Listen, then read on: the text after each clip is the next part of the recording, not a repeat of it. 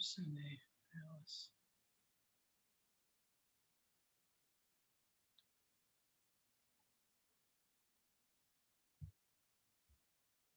Okay.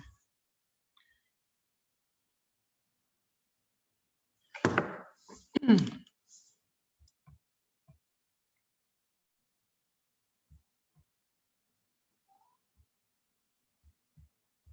do we go next? Yes, okay.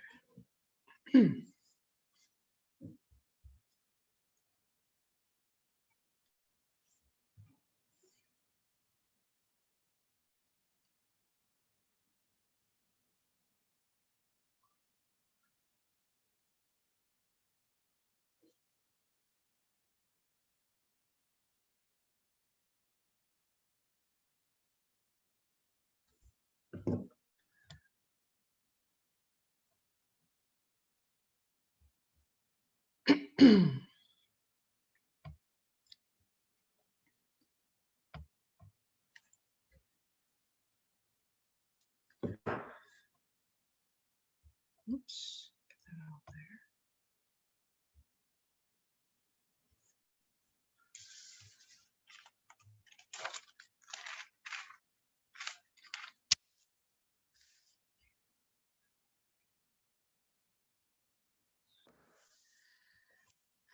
What time is it? Oh. Hey, Shalai, are you ready to start? Can I start? Go for it. All right, going for it. All right. Good morning, everybody. I'm glad you guys took the time out of your day to be here. This is really going to help your career. I've taken the other Ignite Spark and now helping with this one, helped with the first one. It really will help you, give you great ideas. You know, Keller Williams gives it, if you've been taking classes and if you're taking the MREA, it just really paves the way for you guys. It sets you up for success. So my name is Michelle Vandergrift, and I am at the Lake office. And if you guys, I'll tell you probably 10 times today, if you ever need anything or need a question answered or, you know, kind of don't know what to do, you can always ask me. I will help you the best I can. I don't claim to know it all, but I will help you as much as possible, especially if you have something, you know, that you just is new to you or, you know, a question you've never come across. So it's Monday, which doesn't matter because in real estate, your Saturday could be a Monday because you're busy all day, and then your Monday, Saturday. So as you know, if you started with that or been doing it, our days really don't matter during the week except with our family time. Also with real estate, there's no time clock. So again, it doesn't matter what day it is. How was everybody's weekend? And I do like you guys to answer, so I'm not just talking to myself. Anybody do something over the weekend that was just awesome, great? It doesn't have to be real estate. It could be anything. It was extremely hot. It yesterday. was hot. It was. It was. So wait till Mine was February. pretty busy. Good. What'd you do? I worked all day yesterday, and I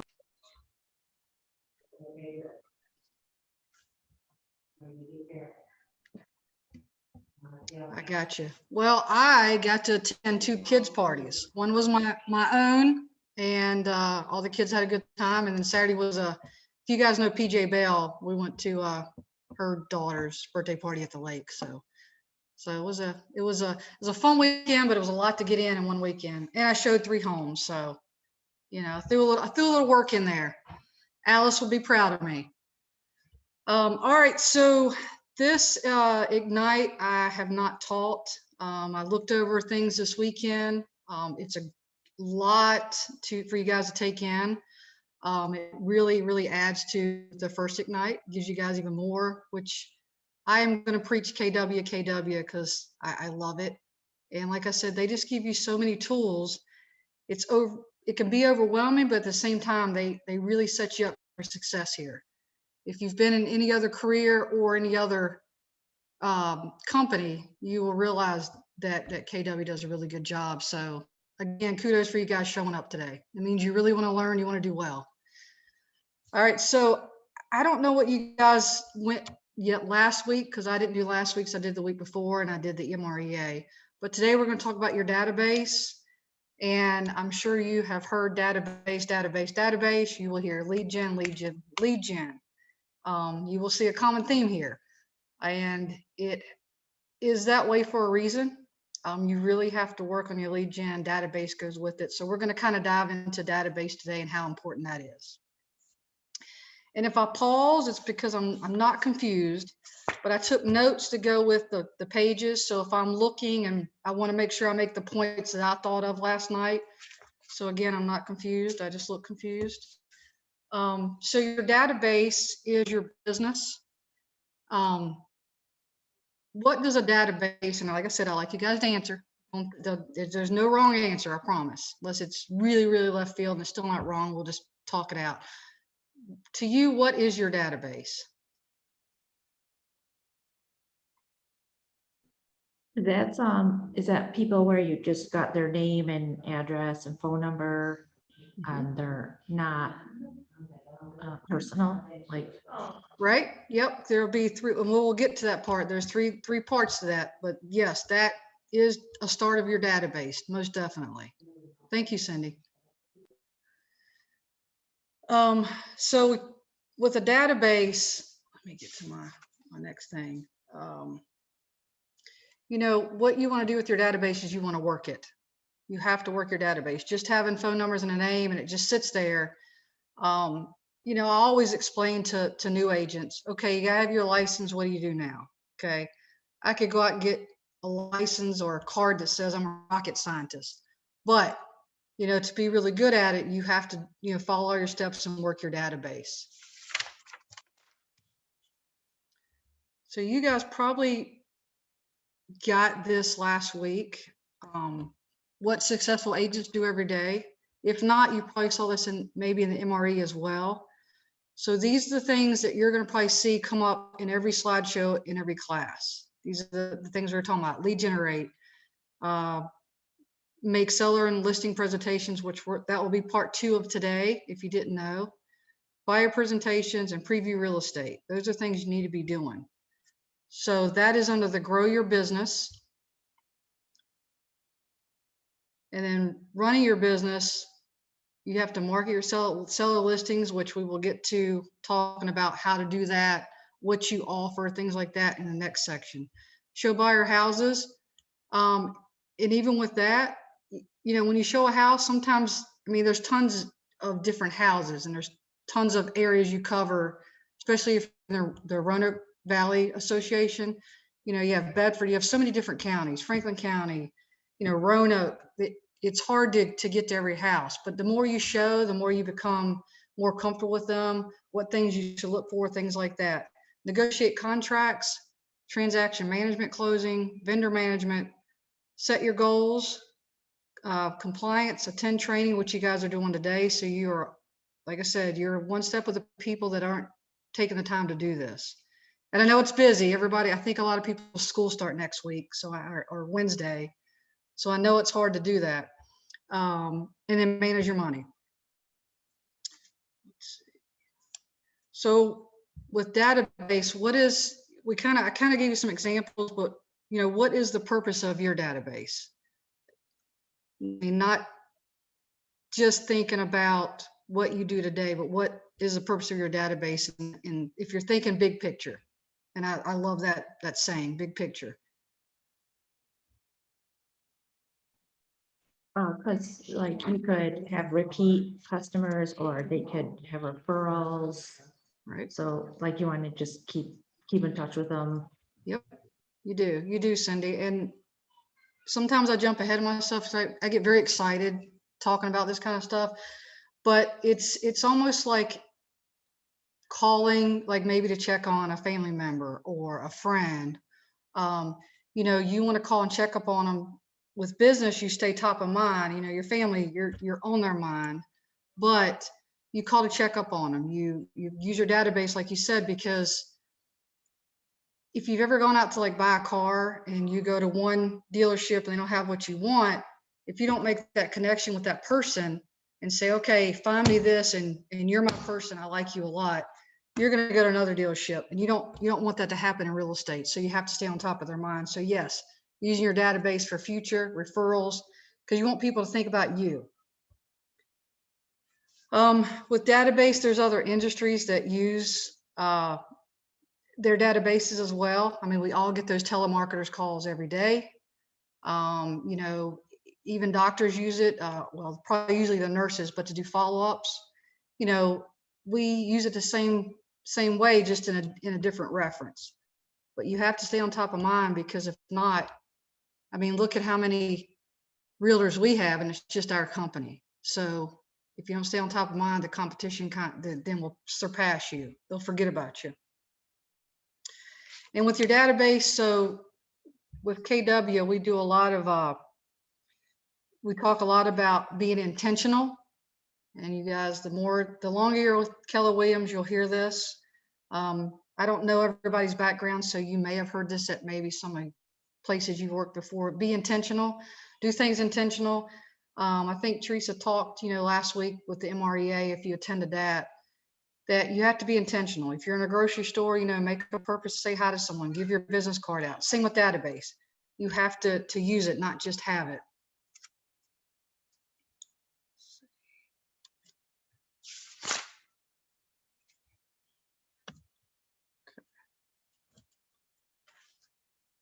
So on this slide, which goes with y'all's page 5, and I'll try to keep with the pages. Some of the pages are a little different than my slides. A well-tended database produces leads. A powerful database, powerful schedule produces a predictable flow to leads. And from the flow of leads, you can expect a predictable flow of business.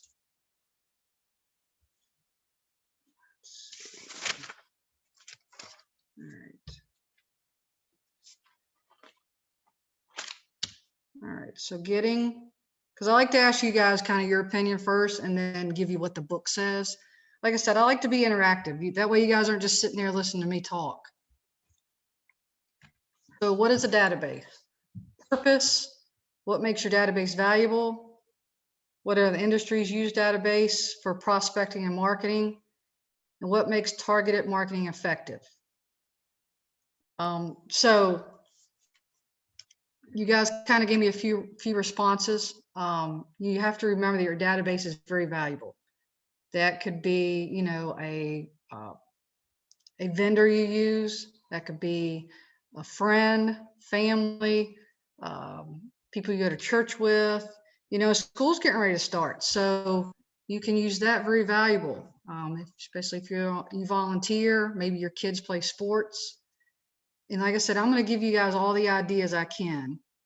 They're going to sound, if you already know this, it probably sounds elementary to you, but the purpose of me teaching this is to give you guys what has made me successful and what other KW agents, what makes them successful. So we went over kind of the purpose, how valuable it is. We talked about a few industries that use the marketing. And then to target marketing effect, you have to be intentionally. You could know 500 people, but if you never call and check on them, it's not gonna be effective. And calling, when you do call your database, it's not always called just to say, do you want to list or buy your house? You call and check on them. I know that I took a family reunion this past year, and one of the things that one of the instructors brought up was, with COVID this past year, people that were sick, or you would just call and check on clients. How are you doing with this? That shows them the value you've given to them and that you care. You know, that's one way to keep in front of people.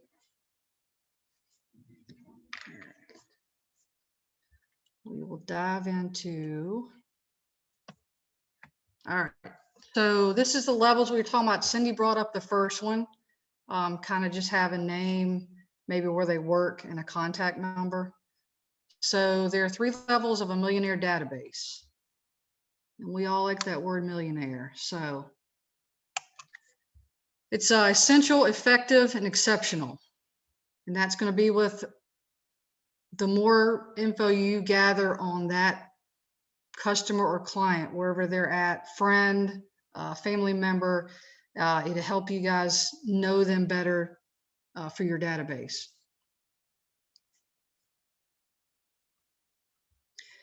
This will also kind of help you guys form relationships. You know, when you start to talk to someone, not everyone just has the gift of gab or can just start talking. So if you can, you know, the more you talk to people in your database, the more you learn about them, their kids, maybe why they moved here, you know, are they divorced, you know, is maybe their husband or wife sick, what school their kids go to, what they like to do. It really helps you build that connection. I know talking on the phone sometimes is long and drawn out, and you want to call 10 people that day because we're going to get to the touches. But you want to call 10 people that day, and you end up talking to 2 people, and they're both an hour long. And after that, you're mentally exhausted, and but you have to do that. You know, it really helps you build that foundation for relationships. All right. So essential, which Cindy got the answer right. If I was in class, I'd have a bucket of candy and throw you a piece of candy because you got that right. But we're on Zoom, which, by the way, I apologize. It's a little harder, but we do the best we can. I believe in adapt and overcome. So essential, basically you just need a few things: name, contact information, past business and past contact record. You know, that could be an email. That could be how, you know, kind of how you know them. And then at will communication, which we'll go a little more in depth on that.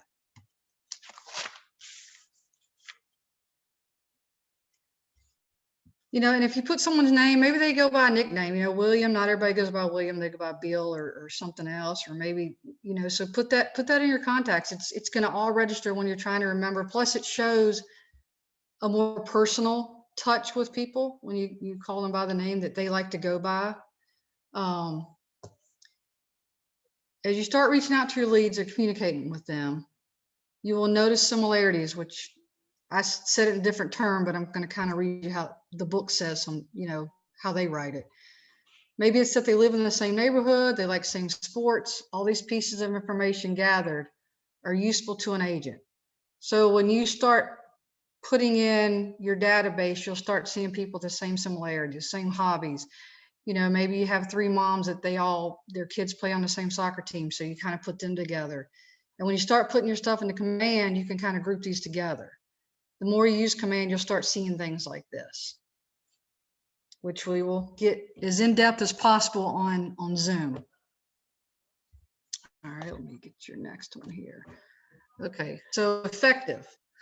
So obtain permission. I know that sounds weird, but you know, some people, maybe they don't want to talk as in depth or about real estate, but if you start learning about them and you have some reason to connect with them, pretty sure they're going to let you talk to them. Even if it's not like, hey, I'm not selling my house, why do you keep calling me? Well, again, you want to add value. It's not just about the sale. So it's almost like having a relationship. You know, you can't go from A to Z. You've got all this stuff in the middle. You have to learn about them. People like to deal with and buy from and trust people that they like. So the more you know about them, the more you have in common. 6, collect personal information, insights, and preferences. That's where you're going to get that background from. And I talked about command. You can segment and group based on the first 6 things. And then 8, like I was saying, be intentional, purposeful, and consistent communication. So if you you will, as you get their background, you will realize the people that want to talk on the phone. You'll realize the people that just want a quick text. Realtors seem to like a quick text. I mean, most of the time the showing now says text agent to see or to show. And that's what we do. Hey, Cindy, can I show 123 at Main Street today at 11? She's going to text back. I mean, that's easy communication, but I'm also not trying to sell Cindy a house and stay on top of mine. So you have to take that little extra step sometimes with clients and customers. Let's see here. All right. Well, on the ability to contact the lead. All right. So you probably saw this on a slide the other week. So the part of the purposeful and consistent communication is making sure that their leads and contacts are on a touch campaign. I don't know who has tried doing campaigns, who have done campaigns.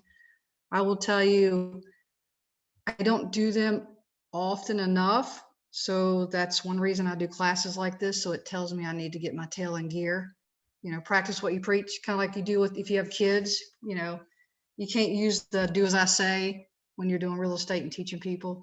But if you need help with campaigns, and I'm sure you guys have heard Shalia's name 1,000 times, or an agent, it takes me a little longer. And I don't remember if it was you, Cindy, or someone else the other week said they tried it and it didn't work or something like that. Oh, yeah, that was me, because I did it just, I didn't know what it was for. Yeah, So it takes a did minute, it. but I Yeah. tell you, when you get it right, your inbox starts going crazy, and it gives you names, and the people might kind of say, a little bit, reply back to you about that. Maybe did a campaign for a house, and a good idea is if you don't have a listing, because I'm telling you right now, listings are scarce, which I'm sure you guys have seen. And being a listing agent, there's tons of buyers, but if you can get a house listed, but if you could use someone else's in the office or at Keller Williams, you can use that as your campaign. And then whoever responds to you, they like that house. Well, that's going to get your conversation going. So then it's your job to follow up. Yeah, you're going to get, this inbox full of people's names and maybe a phone number or a reply. It's up to you to work it. So it's kind of like, here's the ball, but now you've got to do something with it. So they do work. So leads, you have to have 19 to connect. And those are just leads, because we have leads and then we have contacts. So that when you do your command, you're going to get that lead, but it's up to you to turn them into a contact. So leads, 19 to connect, 4 touches, quarterly phone calls, 12 touches. That could be your monthly emails, newsletter, market report, 2 touches, promotional direct email. So if you have that, this can all fit in your database as well. So if you took people in your database and started touching them and giving them valuable information, they're going to look at you as, your area, you're the market expert. And then 1 touch, like an annual event or party, a movie. So for instance, I believe Nanette Turner just did it. She sponsored a movie in Lynchburg movie night. So that would be your 1 touch for an annual event. Maybe your office is throwing a customer appreciation. You want to invite, your database to that as well, and past clients. Relevant conversations mean relevant value. And timely conversations mean greater opportunities for conversion. So like I said, timely, it's timely. Yes, it is. Again, it's free though. But that's going to have a greater opportunity for you to convert them to seller leads. All right. And I got them. Okay. So exceptional, automated, custom communication built around triggers. That's definitely what those campaigns are for. You send a house they see, you send a flyer or something, or tips of, for instance, say fall's coming and they give you a tip about housing, get your house ready for winter. People are going to know that you're adding value to them, and what will help them sell their house. So Again, it comes through technology, command, or through other people. So out of these 3 millionaire database, essential, effective, exceptional, it is possible to become a millionaire real estate agent with the first level alone. The opportunity to grow a business without any limitations is opened up, making their way through all 3. So again, you can start with 1, but the more you add to that database and more about the person, it's going to open up even more opportunity.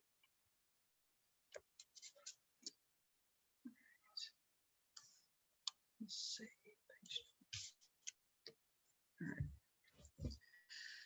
All right. So why use a database?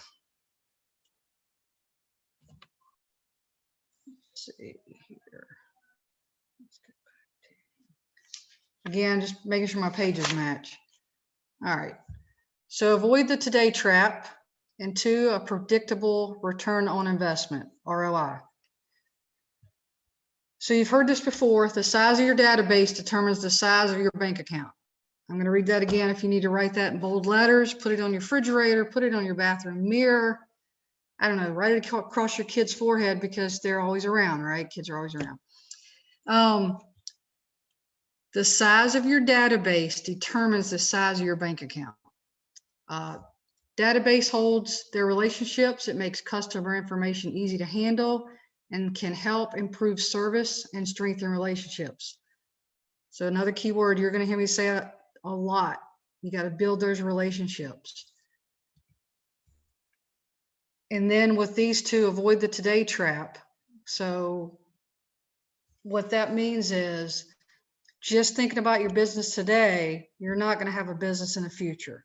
So if you got to work your database, because if you work your database and people refer you and like you and they're happy with you, they're going to refer you to friends and family. Avoid the today trap and take advantage of a predictable return on investment.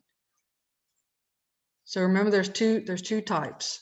So don't just work for today. That's why you may have 3 closings next week, okay? But what are you going to do after that? So you have to think future as well. And again, I like to use the word big picture.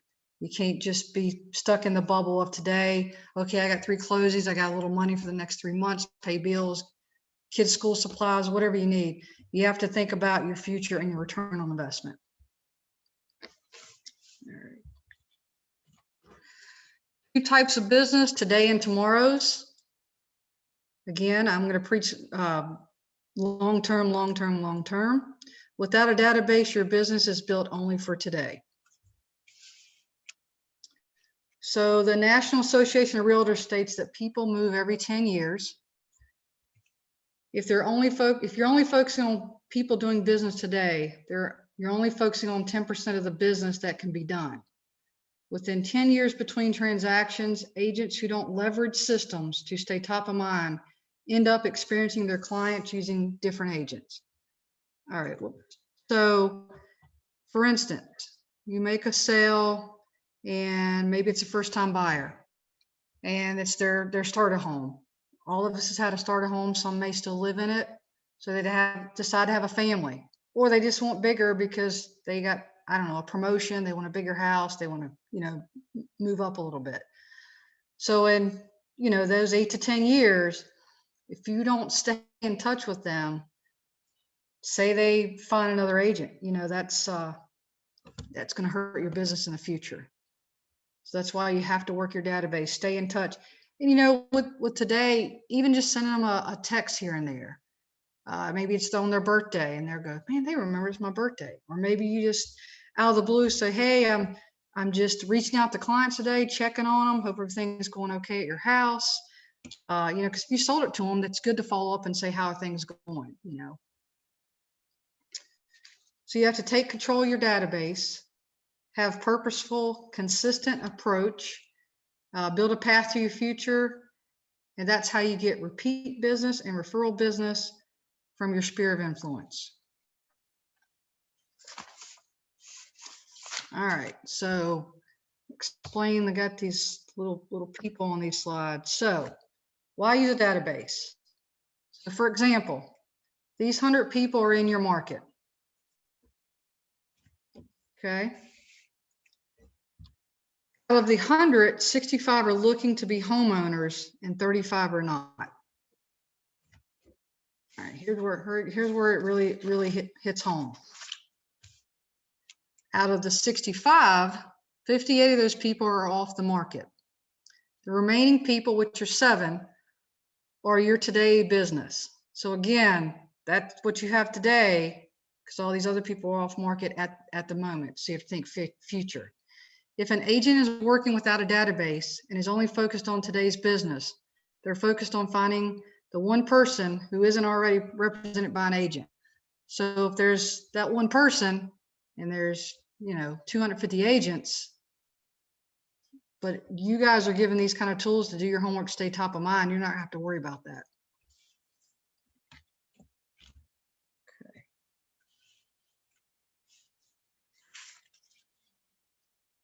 17. All right. All right, give you guys a little more, a different way to look at it as well. Take advantage of a predictable return on investment. And I will tell you, I don't come from a business background. Never thought return on investment. I've been doing this 8 years. And when I started out, I was just happy I was making money. I got extra money, I had 2 jobs. So I have extra money, more money coming in. I thought I was set. I didn't think about the future. I didn't think on my return. So I did a few marketing things and I'm like, I don't know if that's the reason I'm getting it. So then I started paying attention. Am I getting a return back from what I'm putting in? But if you put in your database, that's free. So the average return on investment is 10-to-1 to 14-to-1. And I'll explain that to you in a minute. For every $1 that you invest, your database activities expect at least $14. It is possible to get more with repeat or referral business. Some agents, and this is one of those examples, that some agents can get more because they've really worked their database and they have a return on investment because they started out with the average ROI, but because they kept working it, people liked them, they would get more back from how much money they would put in. With each customer, there will be, and if you guys need me to repeat something, if you're writing it down, please let me know. Because I have it. But if you say, hey, repeat that, I want to write this down, please stop me. I forgot to tell you guys that. There's 3 associated costs: generating the lead, converting the lead to a customer, converting that customer into a referral.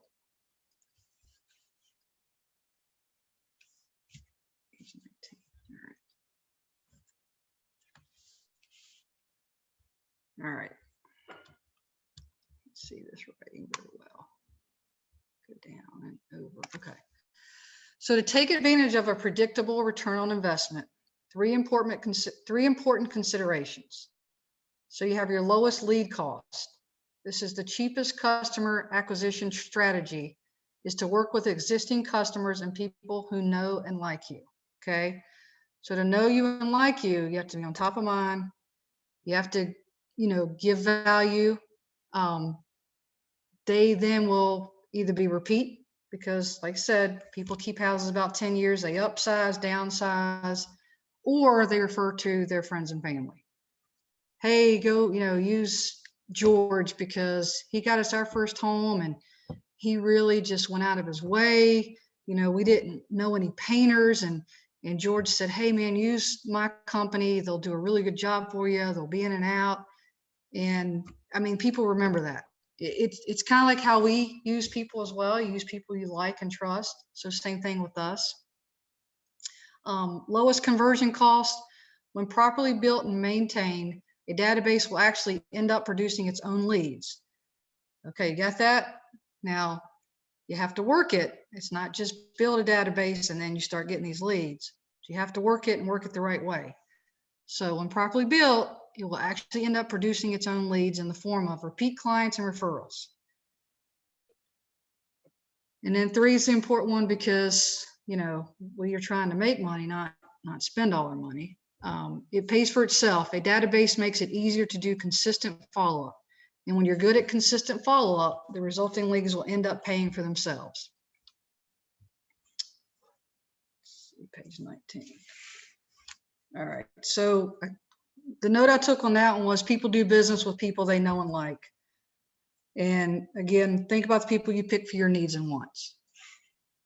If you get along with them, if you connect, if you have that relationship, that's who you're going to pick to do business with.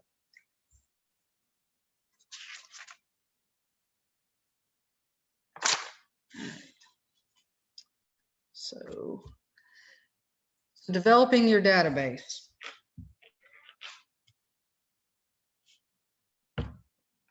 You will, and you need to feed it constantly. So add to your database, segment it into groups. We went over, remember what people have in common. What they want to live. They go to the same schools, same activities. Engage it with a touch campaign, and then tend to it over time. So you have to keep doing it. You know, calling someone once a year just to check on them. You know, that's good, but is that enough to remember you? So like today, you may remember me afterwards. I will try to make an impact, but if you only see me once, are you going to remember the person you keep seeing that's teaching you guys things to do? Same with the business. Page 20. All right. All right, so you have marketing and prospecting in your database. So we talked about marketing. You know, it's more money intensive. It's passive and there's long-term results. For instance, you know, say maybe you market in a magazine, or you know, and people still do pick up magazines here at the lake. So that's, you know, a reason I gave that example. But if you're spending tons of money on, you know, billboards or whatever, you know, you're spending that money, but can you actually say, I got these 5 clients from that? It's going to be better to do this. We're getting ready to talk prospecting, where you prospect with your database or find new leads to put in your database. It's free. It's not going to cost you that. And it's more of an immediate result, because if someone's just seeing your billboard, and you know, that's more like branding. But if you're calling someone and doing the touches and checking up on them, and they're more likely that you're going to get a quicker result with that.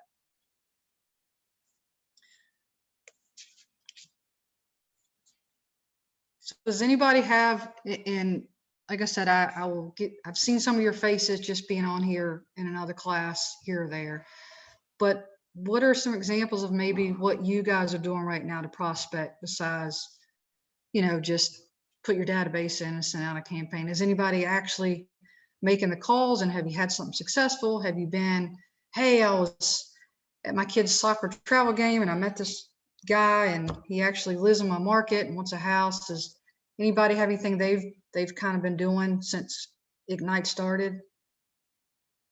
I did a few mail outs and also a campaign, Okay. a Facebook campaign, and actually it went well. Just over the I got 7 leads.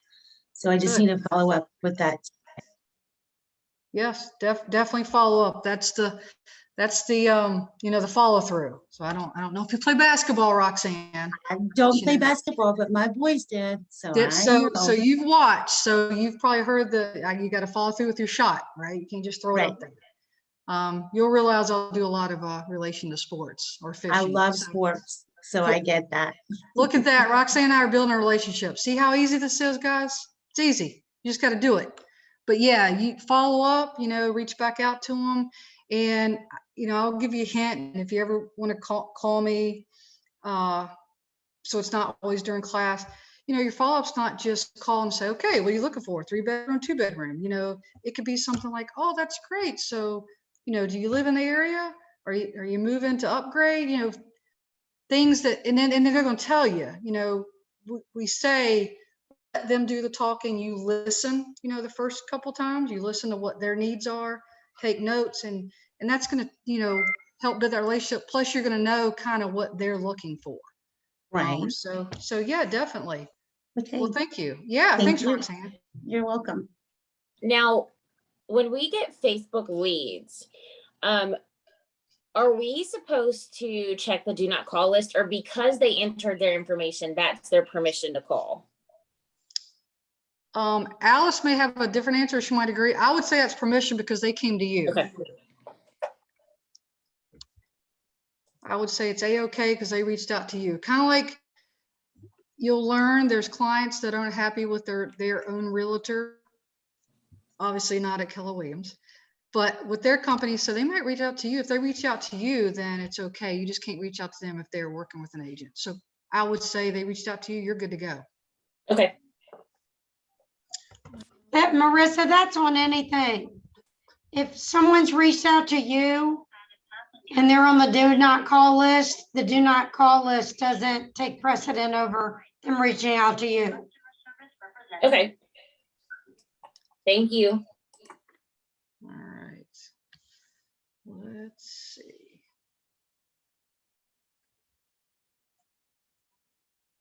All right, let's go to. Let's see. All right, so there's example tags when you do the command, the campaigns, putting your database in. And I know this is very time consuming. Well, I will tell you, if you have a day, and again, if you have kids are getting ready to go back to school. Summer's ending. I know that, summertime, it's hard for us to bear down sometimes and work because it's so nice outside. But pretty soon, I'm hoping you have a little more time. Put in even tags if you got just the first part of your database name, phone number, maybe where they work. Start adding in things about them, because I'm telling you, when you start to get super busy, it's easy to get people mixed up unless you already know them. I got 3 leads last week, and if I don't take notes and remember what house they're talking about, I forget, okay, this or that. So start putting this in so you can, plus when you talk to them, call them back and call them up to check on them or reach out to them, you have that little bit of background. So when you call, say, hey, this is Michelle Vander, Keller Williams. Hey, just called to check on you. I see your kids start at school, or, I don't know. I saw that, your dog, went to doggy daycare, or, something to relate, but these hobbies, interests, start, using that to start your conversation, to build that relationship. And then when you put these in, you can put them in groups. That way, that group, kind of what to send that person on the mails or the touches. Maybe it's you sit down and write a letter, a little card to them. It takes 5 minutes. The worst part is, putting in the envelope and getting it to the mailbox. Let's see.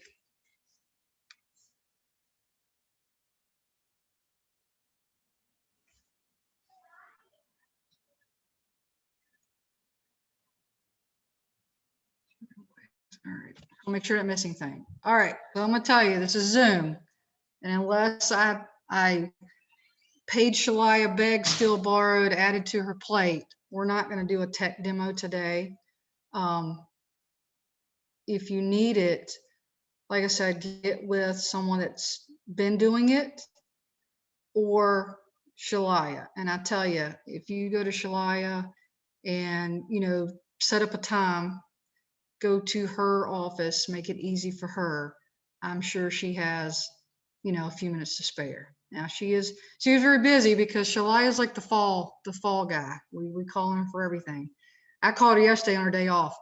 And, but anyway, that will help you guys out. I believe there is a demonstration. If you look in page 23 of this segment for your database, there's like a link, and you can hit on it. And I don't know if you guys know, but you can go on command and they give different classes. They also have like some YouTube videos to watch, and that can walk it through you as well. And if you get stuck on something, then you can just call Shalaya and say, hey, I'm to this point. Can you tell me? Because she knows it inside out. She knows it. She does. So anyway, that will help you guys, but we're not gonna do it today because it's Zoom. All right. So I read this to you guys earlier, but I want you guys will see it probably, like I said, every class, I'm sure. The touch campaign, 19 to connect. That's to connect. You gotta make that connection. And then you have 36 to convert. Now, I'm not saying that every time you have to do 19, every time you have to be 36, because different leads and different clients are at different stages. You know, you may have a lead and you work that lead for a year. It's happened, true story, but you stick with them and it's eventually going to pay off for you. But you might also get that lead or have that connection that their husband's getting transferred and they have to move to Iowa and they like, I have to sell my house now. Or we need to buy because we're moving there. It can go either way. So not saying it has to be, but these 19 and 36 are more the ones that aren't quite ready, willing, and able. So you just keep up with them, send them the contact, send them the content, send them the value that you offer. Because being so competitive in real estate, especially now, you want to be here. You know, you want to offer this, and the average realtor is not even going to have a shot if you do that. So engage it with the touch plan as well. Let's see. All right. Here we go again. Build a culture around testimonials and reviews. Now, if I was a betting woman, I bet you can know what I'm going to say. People like to do business with people they know and like. Okay. So you have to build a culture, use your testimonials and reviews. If you haven't sold a house yet, that's fine. It's going to come. And then you work your testimonials and reviews. If you have a Facebook page, you know, if you get a closing, make sure you share, hey, congratulations to my clients today for this, this, and this. And, you know, ask them, will you give me a review? Now, if it went horribly wrong, which I hope it wouldn't, some people you can't make happy, you know, but 9 times out of 10, probably 9.9 out of 10, everyone's going to be happy. Even if there's a hiccup in the middle, by the end, they're going to be happy. They're getting the house they want. You worked really hard for it. They're going to give you a great review. So how would you ensure you get the reviews and testimonials you need? Anyone?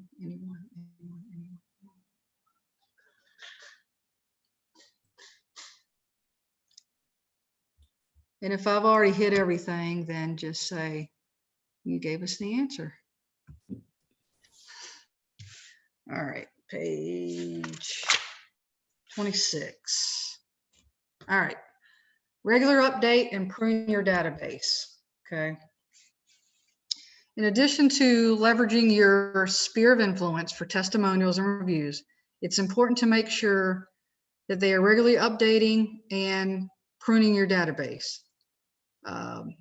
Use their calls with their contacts and make sure they have the most up-to-date contact information. Okay, most people keep probably the same number for a very long time. Some people change them if they move to an area. So every once in a while, you know, that could be another reason to call. Hey, I'm just updating my database here, my clients, make sure I still have contact with them. Has anything changed?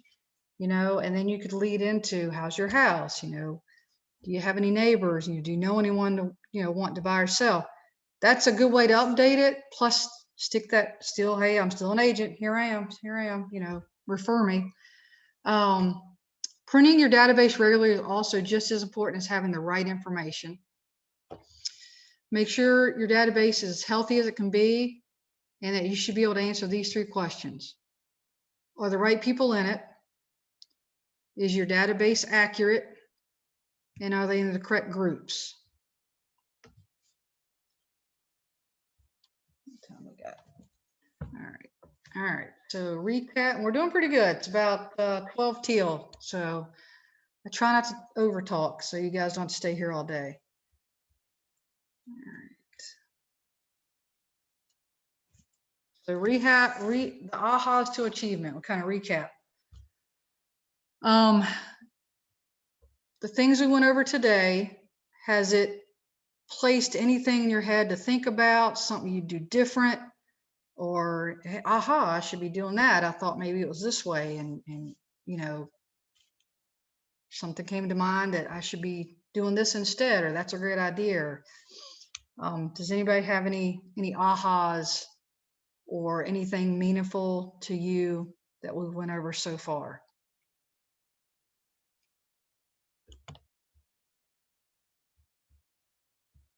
All right. Like I said, don't be afraid to talk. It's Zoom. I can only see you from like the neck up. We're good. Okay. All right. Here's our ahas. All right. So, daily success habits. All right. So your daily success habits, script practice. How many people have practiced their scripts? Be honest. I'll be honest with you guys. There's no secrets here. Anybody practice scripts since starting this? I know you guys got a little, I don't have it, but I know you guys got a little book with scripts and examples and stuff like that. All right, Roxanne, you're off. You're unmute. There you go. I saw your lips. Are you talking to me? I said I do it in my car. People probably think I'm crazy. No, I'm they probably think driving. you're singing. Yeah. That's good. That's good. Have you practiced in front of a mirror? Like, I hate to watch myself, No, but they say to do that. If you keep doing that, you know, you're not going to always be able word for word, but if you have that foundation and that background, it's just going to help you in the future when you get, and how long have you been doing this, Roxanne? I'm sorry. a few months. All right. I'm Well, licensed in March. okay. It's going to give you more confidence when the obstacles pop up of they have a question and you're like, but it's not on the script, not on the script, not on the script, but it's going to give you that foundation. So definitely practice those scripts. And there is in the last Ignite, there was a guy in Roanoke, and he practiced his scripts all the time with his wife, with his kids. It's Jonathan Watts is his name. And but he knocks it out of the park. I mean, he really does. The scripts do help, you know, it's not every situation, but it's going to give you a lot to build on. So that's good you're doing that. And if you ever want a script partner, it would make me have to do it. So we've been doing it on the phone. You know, I took a bold one time, it was about 3 years ago, and everybody was from different places, Lynchburg, some Bedford, so we do it over the phone because we had to go back to class and say we did it. So we just do it over the phone together. So, you know, pick someone, or like I said, call me because it'll make me do it. That'd be great. Yep. But practice your scripts, guys, I'm telling you. All right. So the goal is to set your career on fire. This is, I promise you. Your 10 contacts added. So like I said, add to your database. So if you get those leads in that command, you know, start adding those contacts in. You want to have 10 conversations a day. So try to time block. That's big. I love time blocking. And I will tell you, before, when I first started, I didn't time block. People said, hey, can you see a house? I'm standing in front of it. And I would rush over there. And then I'd get there and we look at the house and they're not qualified. And it's a Sunday, I should be with my family. So time block start time blocking your stuff. Time block your daily activities. You know, pick the best time. I am not really good before 10 a.m. because I have kids to put on the bus and, you know, coffee to drink and, you know, get pumped up. But if 10 o'clock you're good, or maybe you're nocturnal, and 4 or 5, 6 or 7, you're better. Pick that to call and have your conversation a day. 10 handwritten notes. I do know there are people that write these religiously. Joan Griffith is one of them at the lake. She is a handwriting note machine. But she gets a lot of lake listings, so she's doing something right. If you get a chance right now, I know there's at least 10 homes, maybe not in your area, but throughout the area. Try to preview homes, you know, and a good idea sometimes take someone with you, go preview a home. We used to do this. We'd get in a van, and this is obviously before COVID, and a few of us would go, and then we'd all go have lunch, you know. So building a relationship with people you work with, plus you're previewing homes, plus you go to those homes. I'll give you a little insight. You go to those homes and leave your card. The home doesn't sell. They're going to see your card, and I bet you they're going to call you over and say, could you sell it? What would you do different? You know, this wasn't done. This wasn't done. I think this is wrong.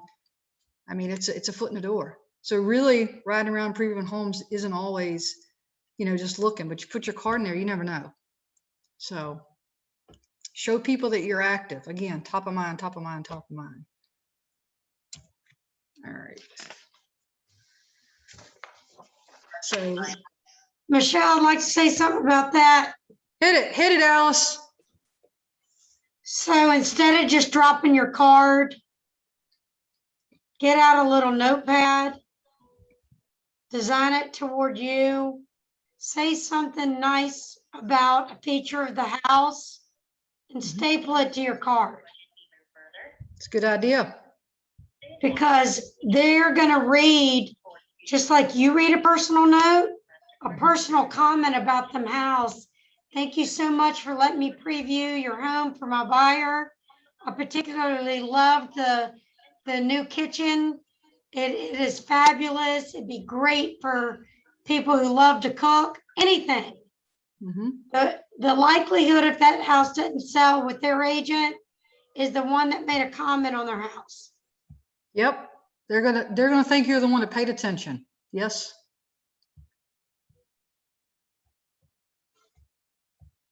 All right. Lead generate. You guys are gonna just hear this. Uncover your motivations, identify objections, close deals, speak in terms of the customer understands, build confidence. So lead gen, you guys are starting to know what that is. And uncover motivations, you know, that could be self, that could be motivations for the buyer or seller. You know, what motivates the seller to sell their home, and help, you know, capitalize on that, you know, emphasize that for them. The objectives, I kind of went with that with scripts because they're going to come up. Closing deals. So this speak in terms of the customer understands.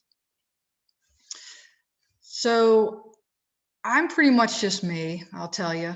You know, sometimes you have to turn it up a bit, but as you're building these relationships, identifying objections, talking to people more, the speak in terms of customer understands. I don't know if you guys are big on watching people's body language, because it's hard through text, it's hard through email, because you think someone's screaming at you, and they're not. They're just texting you back, right? But if you talk to them, you know, you're going to realize if they're a person that's all business, and I'm trying to say everything politically correct, Alice, if they're all business, that's just their personality type. Or you may get people that they like to joke. You know, you feel them out. That's why you listen first and see if they're that type. And that's how you need to speak to them and interact with them. It helps that connection. It helps them feel, because they're watching you, and it's almost like an interview, and then you're, you know, trying to sell yourself. It kind of breaks that ice to do that. So I really like to speak in terms customer understands. You know, it depends on sometimes who you're dealing with. Some people would just speak, you know, plain, some are all business, but just remember that you don't always have to speak like a robot and an agent with a 3-piece suit on, or a skirt and heels. I mean, a lot of clients, after I get to know them, when we look around at houses, especially at the lake, I've been flip-flops and like little knee-high pants, and just a little shirt, and they dress the same way. So don't make someone ever feel like, you're better than them or whatever. Get on their terms. And I don't know how easy for everyone it is to put themselves in, being the same personality or relating to the personality of others, but that's your biggest thing, to relate. And then build confidence. Your confidence is gonna come. The more you do, the more you show, the more people you talk to. And what will really build your confidence is that first check you get. So if you haven't got a check, you get that first check, you're like, man, okay, I did that. That's pretty good feeling. That's pretty good check. It went well. But it just, repetition. It's going to really build your confidence. With your scripts, it helps control your conversation by using purposeful language. I mean, these scripts are written for a reason, okay? And they've worked. They've been proven to work. It helps you get to the end point, get you to a closed transaction. The scripts communicate your value because it's written for Keller Williams agents. Scripts help you uncover motivations, identify any objections, allow you to have a rehearsed response that delivers a powerful message in a way that a consumer will best understand. And I have a couple examples, but that's in the next part. Allows you to ask questions in a way that will be able to quickly share the information you need to better serve them. And that's your whole purpose, is to serve them. All right, let's see. We're not going to do role play. That is more of your homework to keep yourself accountable. So I love the word accountability. That keeps you accountable. It is hard sometimes, I get it, to have that self-motivation. And as soon as you get a few clients you're working, you're like, how can I do script practice? How can I do all this? Try to time block and get that in. If you need to write, get a written calendar and write on, I'm doing this, time block is this, script on Tuesdays, showing on Wednesday, Thursday, Friday, plan your week out. And I know that showings just pop up, they do, but try to stick by that. Do what you're supposed to be doing. Because again, it's all written down for you. You just have to do it. All right, so we're not gonna do the role play. Believe somebody asked about the do not call, so I know you guys have heard about it. Is that right, Marissa? You guys had it in a different class, maybe? I think it's gonna. Yeah, and we've brought it up before. Okay, good. You're probably gonna get it in everyone because the Market Center doesn't want to see you guys, get a fine, get in trouble. They don't want to get in trouble. Plus, we need to respect people that want to be on the do not call list. Let's see. I'm not going to real play with lead generation. Let's see. And since we're on a 2-hour time limit, you won't have time to sit and update your contacts. But I tell you what, since you've had this class and this is all fresh in your head, if you just stay on your laptop or computer and update a few of your contacts, that's a few you've done today, right? So that counts as your time. All right. So you can always get help. You use your command and connect to get help. I told you about the link. Obviously, Shalaya can help you as well. Let's see here. Make sure I'm not missing anything. Okay. So you have a success list. Write down, hey, things you should be doing, things you need to still do, do your to-do list. So I like to do paper.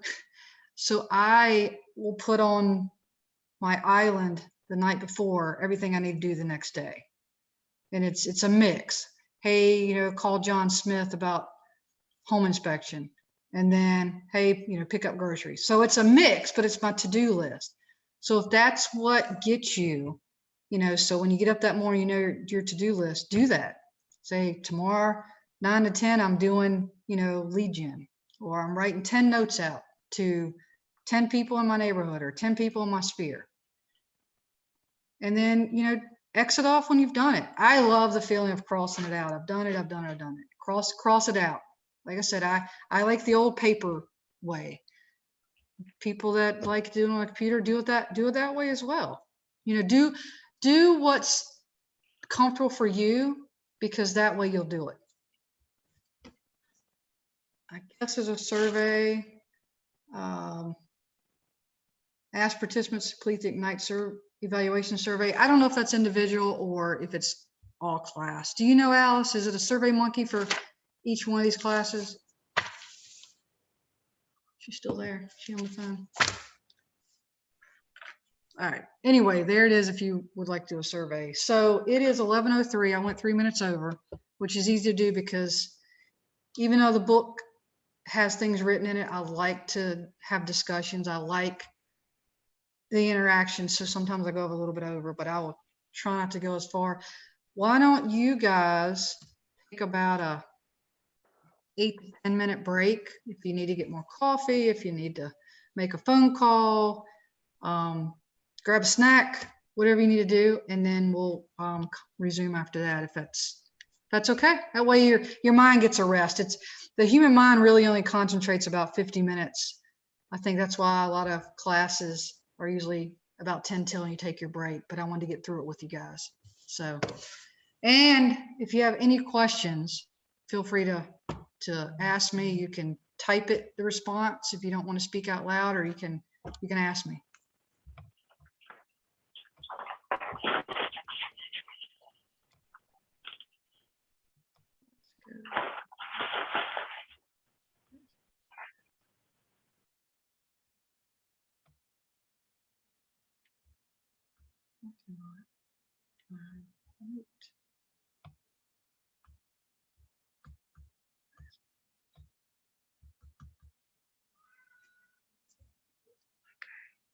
Oh, here we go.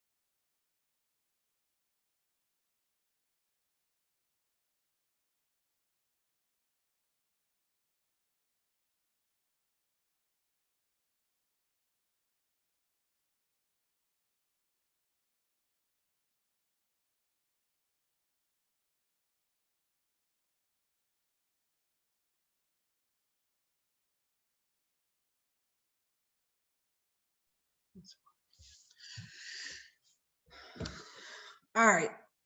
Everybody have time to do what they needed to do? All right, I see Roxanne, you're like me. I had to get some coffee. All right, so we're gonna now start with seller appointments.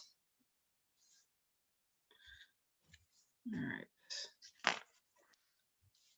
And again, bear with me. I got a notebook on the left and a book on the right. So I'm trying to make sure we cover everything. I feel rushed. There's so much we could go into.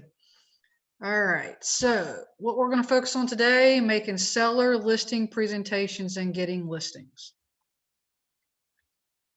Again, this is how you grow your business and also run your business. All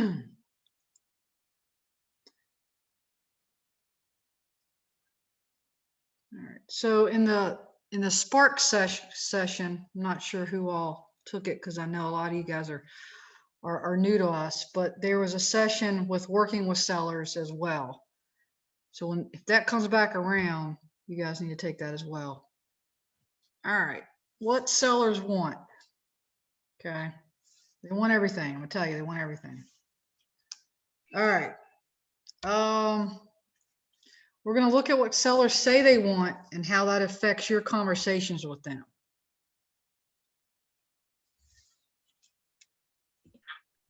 Let's see, am I on this? No. All right. For the appointment, the best listing appointments are continuations of an ongoing conversation. We'll talk about how to prepare yourself and your future seller to get the most out of the listing appointment. 3, the listing presentation. We'll cover what a good listing presentation should achieve and how. And the 4th one, the listing appointment. We will talk about what you should do in your listing appointments to establish yourself as a local market expert and gather the information you need to market and sell their home. So after today, you guys should have a better understanding. I mean, you might not be ready to write and put all that you need in the presentation, but you're going to have a better understanding of it. And then we can just build from there.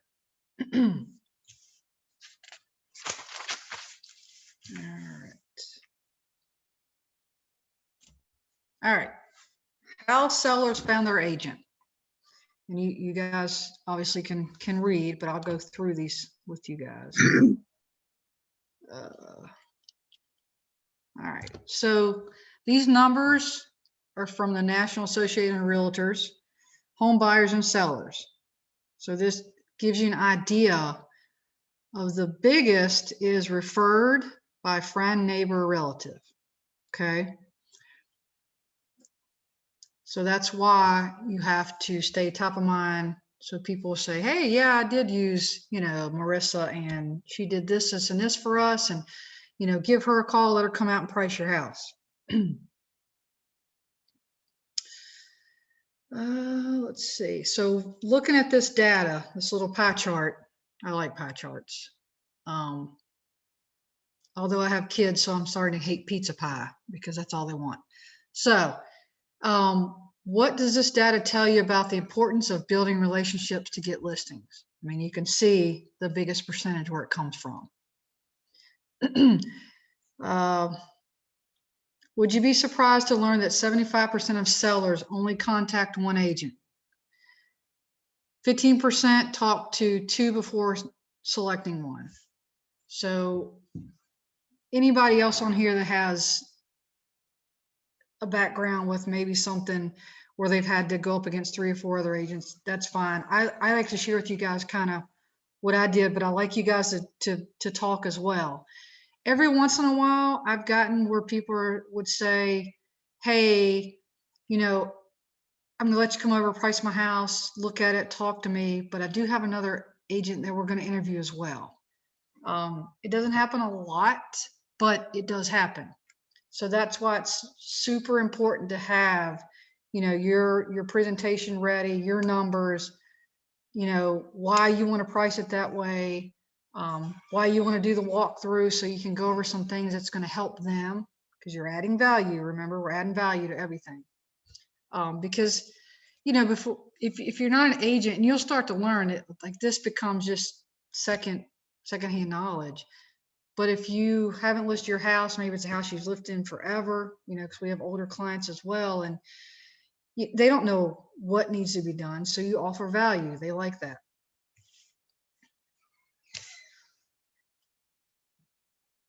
So with that, that says 75% of sellers only contact one agent, 15% talk to two.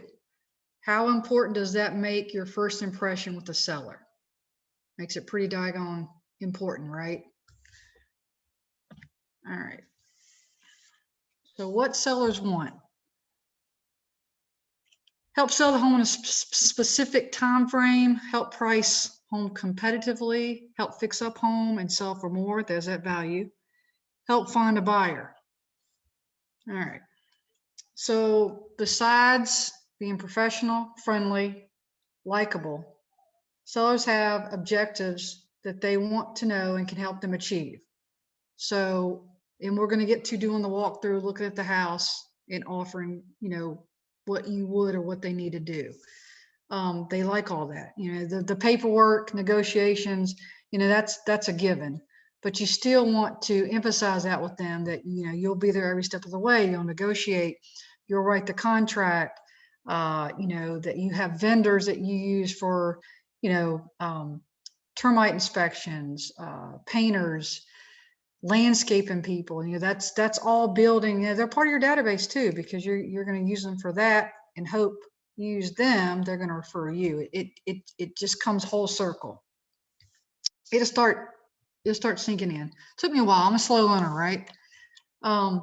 So say just because at the beginning they don't say, they say at the beginning that they want your help with paperwork negotiations, doesn't mean they need your help.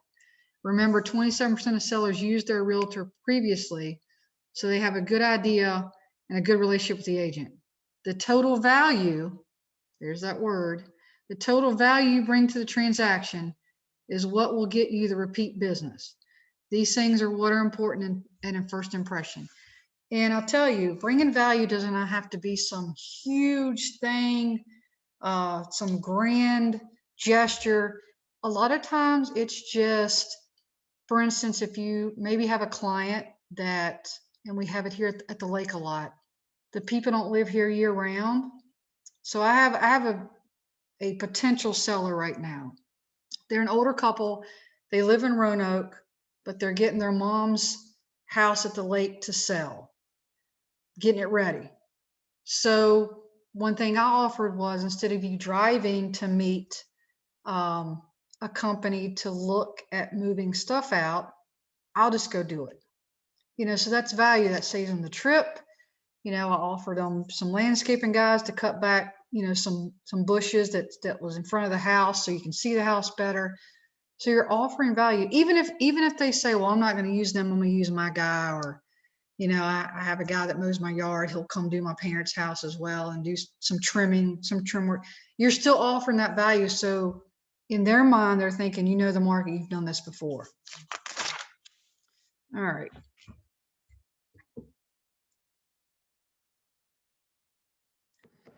So process to listing. And remember these things, because there are ways to look up these handouts. You can also tweak them to your style as well. But there's like a pre-listing questionnaire. And whether you actually print the paper out and use it, or when you talk to them, go through, you know, the questionnaire, you know, why are you moving? You know, what do you think are the important parts? And I always ask these people, what do you love about your house? And I do that because I tell them when I market it, I want to emphasize why they fell in love with the house or why they're in love with it.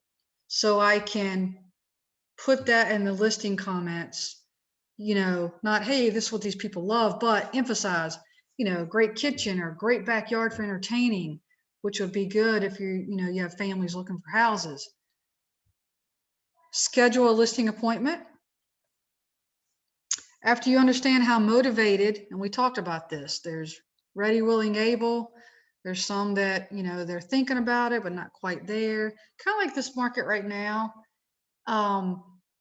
People want to sell and they're thinking more about it because of how much they can get for their house, but then they don't have a house to go to. So you have to understand their motivation, set the appointment.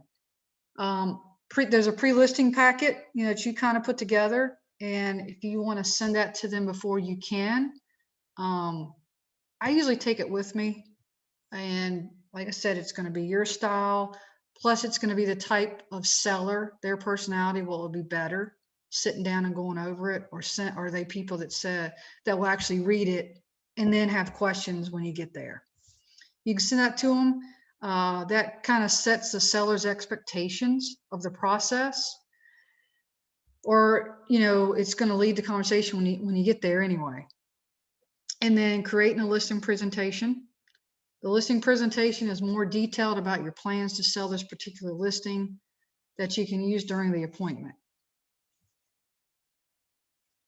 And then the big one I've sort of touched base on, I keep talking about, is the walkthrough. So the home walkthrough and listing appointment. At the listing appointment, you'll walk through the house and possibly present the listing presentation and secure the listing. Each step asserts your value proposition to the seller and brings them closer to signing with you.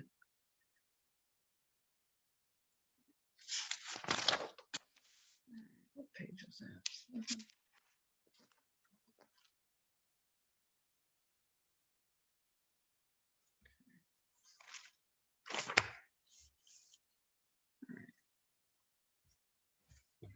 All right, so before the appointment, you obviously have the address. If you don't know the neighborhood, you should go ride in it, get to know the neighborhood. I like to look it up on the GIS and kind of know the neighborhood, look at like a tax assessment. You may also, they may have added something since they bought it, and GIS could say 3 bedrooms, but they've added a bedroom. They might have finished the downstairs and it's not in GIS. So do as much background homework you can before you even meet with them. Because you're going to be on the phone and ask some questions before you even go. How many bedrooms is it? The square foot, blah, blah, blah. But when you look it up, sometimes not everything's in there. So you want to do as much homework as possible in case when you're making your listing presentation, like if you do a comparative market analysis, you don't want to do it wrong. They've added a whole basement and that wasn't in the GIS or the prior listing. So do as much homework as you can possible. That's where you do your listening. When you talk to them, before you get there, gather your information so you can be ready. You can't meet a seller. I'll say this again. You can't meet a seller's needs unless you know them. And you can't know them if you don't listen.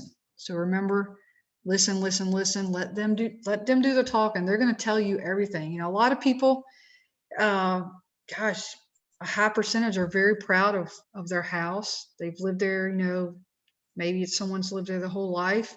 Maybe they love the area. They're from that hometown. They're very proud of it. They're going to tell you all that. You're going to listen and take notes, which goes with what the book says. Show that you're attentive and interested in their needs. That's what you want to do. So I was talking about the different type of sellers.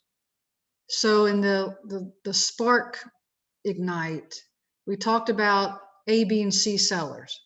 So A is a seller who's able, ready, and willing to do business in 61 days or more. A B seller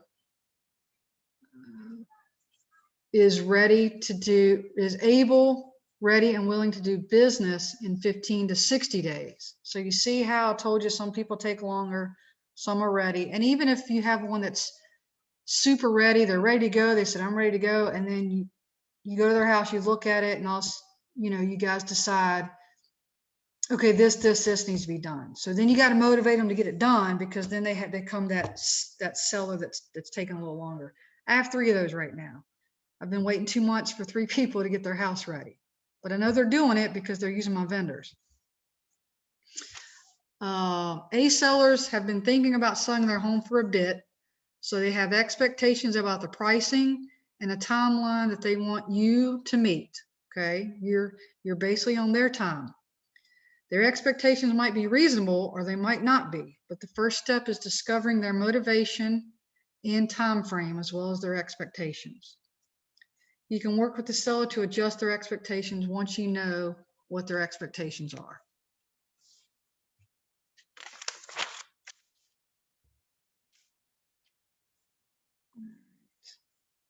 Process before and after pre-listing. Okay.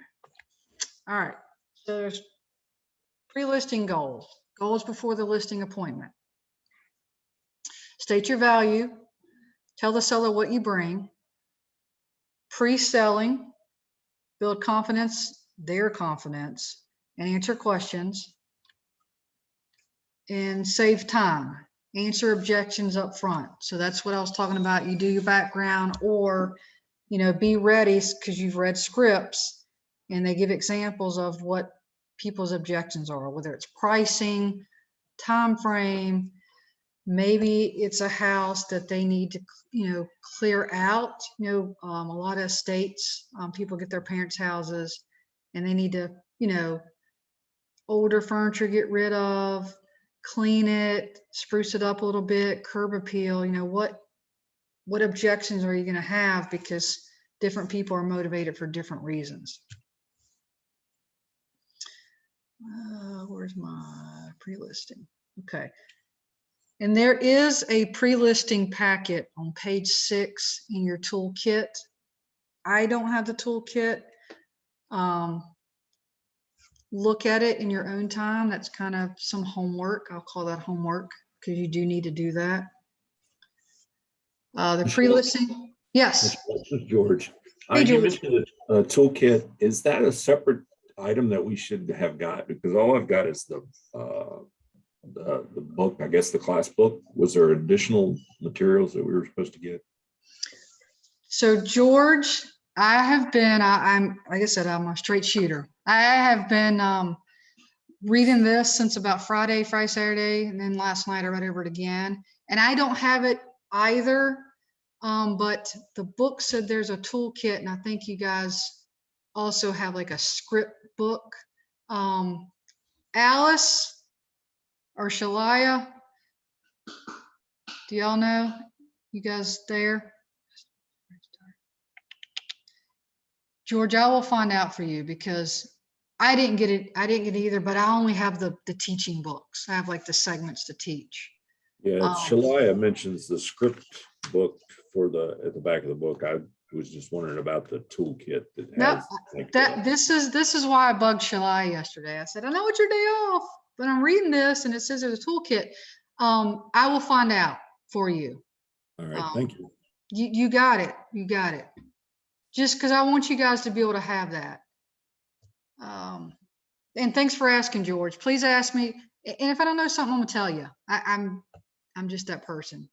Once you're comfortable, you can even have a conversation with your seller about the topics in the pre-listing packet. Understand the goals of the pre-listing packet and meet them in the way that works best for you. So kind of like I said, you know, you'll get the go by, but you want to be able to articulate and be confident. So if it has words in there you're not used to saying, critique it to you, you know, tweak it where you're comfortable and know how you can relate it to get the point across. And we went over the 3 critical roles. So what do you think are the biggest questions anyone about to sell their home will ask?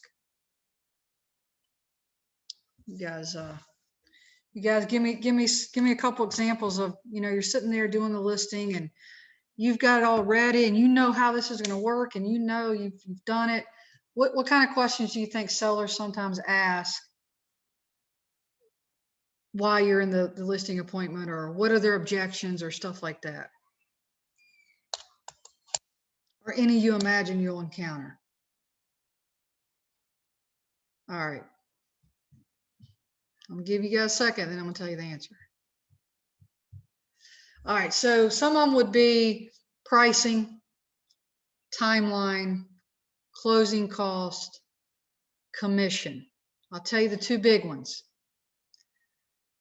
Pricing and the commission, okay?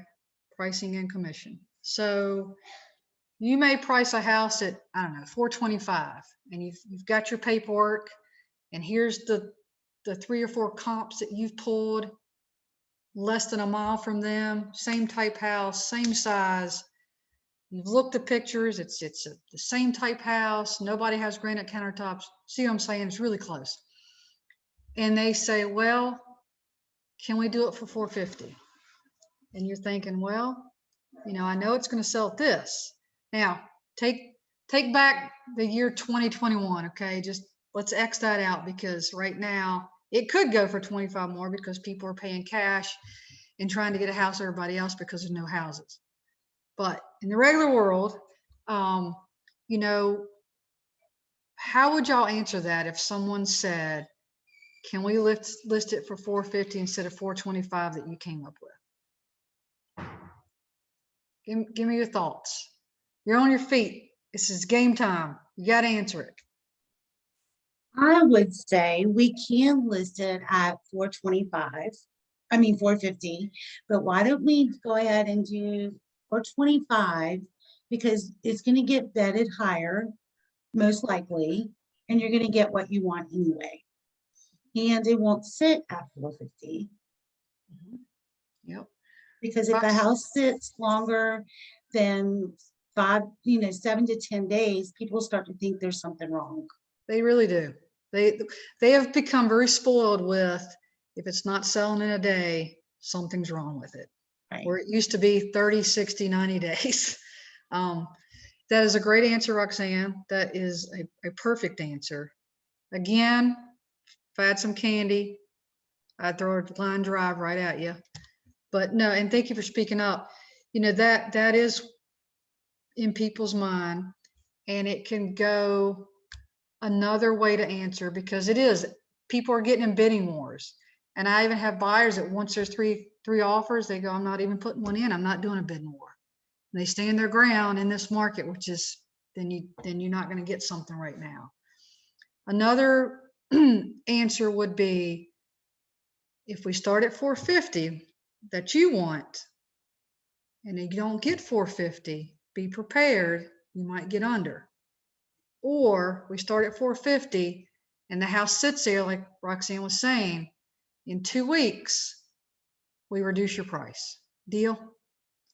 And usually that's the happy medium. So either one of those answers are great. So if you went with one, they didn't like it, you have that second answer. Both of those could be correct. Alrighty. And the commission, so let's talk about the commission question. People are making more on houses, but still ask you to cut your commission. It's crazy. At Keller Williams, all the classes I've taken, the answer is, does your surgeon cut his, pay for you? And that's very blunt and sarcastic, so don't say that. But you could give them an example. Hey, where you work, do you have people come in and ask you to cut your commission? I still have a family to feed. I still have, things I need to take care of. I understand 6% looks like a lot, because if you multiply that 6% times a $400,000 house, it's looking like, hey, Michelle's going home with a pretty good payday. But they don't realize, and I've explained, the other realtor gets half if they have a buyer. My broker gets some money, and I have to take my own taxes out, And again, it's how you read, your people. Not everybody you can just spit that out to if they're like a, just a very number person and they're not moving out of that box. But sometimes you can explain to them very, very easy, gentle, and professional. And, for sell by owners are big on that. When you try to get their listing, they're like, well, can I pay you 3%? Because I didn't want to pay anybody anyway. Talking it out's the best, with them. And just tell them up front, say, look, I want to have a medium, but this is what we asked for, is 6%. So now, if it's a client, like I have a few investors and they keep doing business with me, I do cut my commission for them because they keep bringing me business. They're buying houses and flipping them, or they're buying houses and renting them. But just off the bat, new person I found to list a house, it's hard to swallow that. Why would I cut commission? You can also, because we talked about, and we will, sell yourself. Well, if I do this, I'm paying for pictures, I'm paying for aerial shots, I'm doing the marketing. You don't have to pay for any of that. If I cut my commission, then there's money there, there's money there. So there's ways to gently get into that discussion.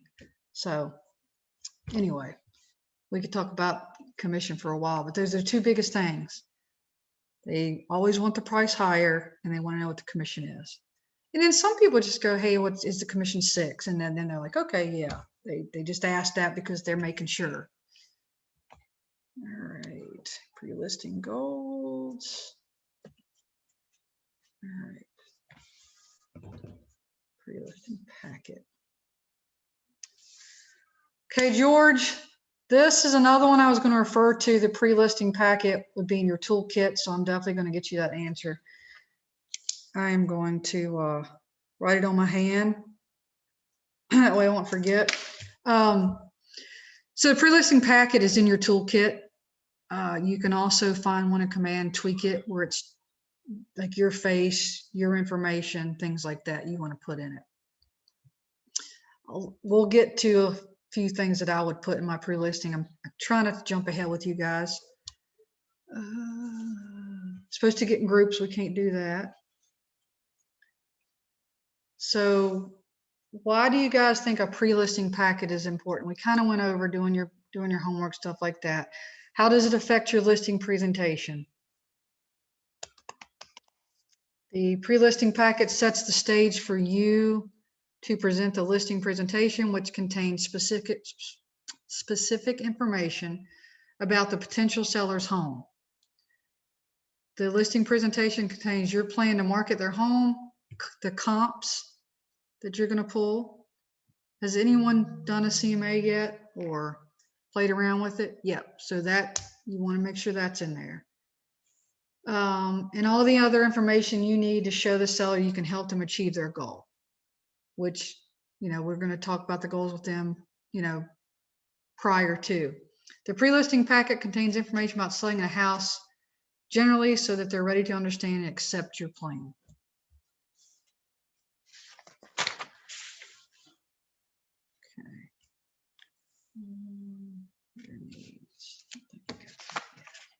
Okay. Just make sure the notes I took, I don't want to miss any of the ones I wrote down myself. All right. The listing presentation, like I said, this will be in your command. This is, if the red lights up, I'm pointing like you guys can see me, but you can't. Listing presentation template, if you look for that, it's kind of, you can fill it in. And if you get stuck, like I said, Ashley Liar, give me a call, whatever. All right, so a few points to make. So you always want to create a good impression to build the seller's confidence in you. Okay, that's part of selling yourself. So if you're not good about bragging about yourself, you need to get better at that. Okay, because you want to win that listing. Share your price recommendation, the initial list price for their property, and your reason behind it. So and if you've done CMAs, you probably know this answer. If I do a CMA, some people just say, I want to know what your list price is. So I tell them that a market analysis gives me a high, a recommended, and low. And I said, I want you guys to look at it. I want to show you the other houses comparable, and then find what's comfortable for you. That way they're not just seeing that recommended and think there's no wiggle room whatsoever. Set expectations for how you will market the home and work with the sellers. So just like the pre-listing packet. You don't have to figure this out for yourself. There are 2 beautifully designed templates you can use. And okay, so it's in designs and command. I said it was in command. So go under designs and it's in command. You've already looked at the listing presentation. Now you're going to take some time to think about how you can use the listing presentation to show the seller why you're the agent. And I'm telling you, if you have a presentation printed out and a CMA, they're going to think that you spent like days trying to get this together. You take it and you put it in a little folder and do a leave behind. You can even leave them the CMA. That's not a big deal. You have it saved on your computer. But they're going to go, you know what? Some other realtor showed up or called me. They didn't have anything to give me. They're going to be super impressed with that. That's going to help sell you as well. You know, sell your company. I use it all the time. Keller Williams is one of the, you know, the #1 agency in, you know, the US. And they can Google that and it does say that. So use yourself, what you can do for them, sell yourself, but sell your company. And also tell them, look, at Keller Williams, we try to sell each other's listings.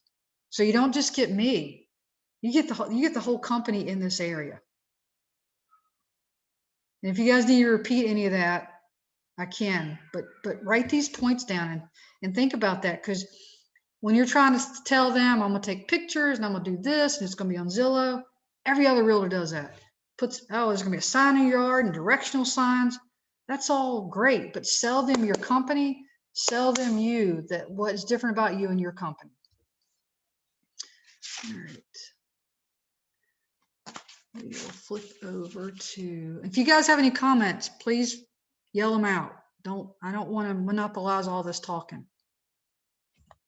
All right. So your needs, okay?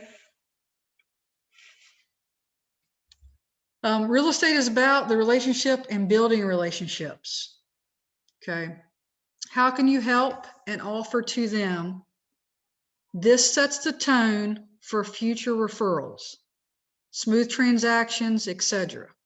So you guys have heard the saying, happy wife, happy life. It's the same thing with a client. You know, it could be husband too, George. I'm not leaving you men out, but you see what I'm saying? We hear that all the time. So what you can give them value sets the tone for your referrals. Okay. And, you know, ask them, this is why this page is essential. You know, ask the seller, you know, why it's important. What's the one thing that has to happen to make, you know, this a reality in selling your home? And ask them straight up, what can I do? Because in our mind, we know what to do, but ask them what I can do to make this happen for you. What's most important to you? Is there anything I could add in this process? This is after you've explained everything. You sit down and that's when you get that emotional card out and you start asking what they need. And why is it important to you? You know, I had a lady the other day, they went from wanting a 4-bedroom house to 5 because all of a sudden they had a family incident pop up and now they're going to adopt a family member's kid. So now they need 5. And I said, yep, that's fine, you know, but they tell you that. So they're going to need 5 bedrooms now. So things, you know, ask them, and that you help them find that, and that kid's going to mean the world to them. You're going to mean the world to them as well. All right. So set your tone. You got to think about the future. Model. All right.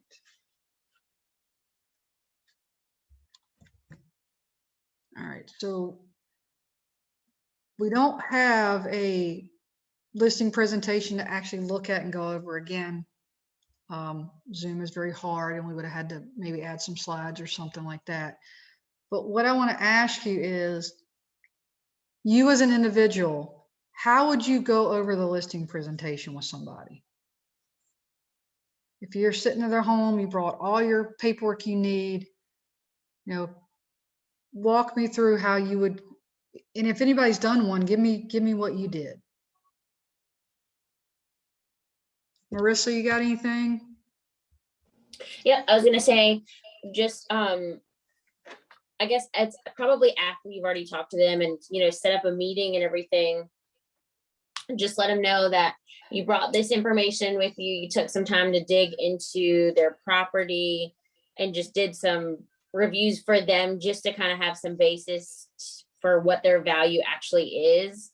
And I would just go through page by page, let them kind of know a summary of what each thing is, what to expect, and then ask them if they have any questions. And then, of course, make sure that you do your research, because if they do have questions, you want to be able to answer them while you're there. Right. Yep.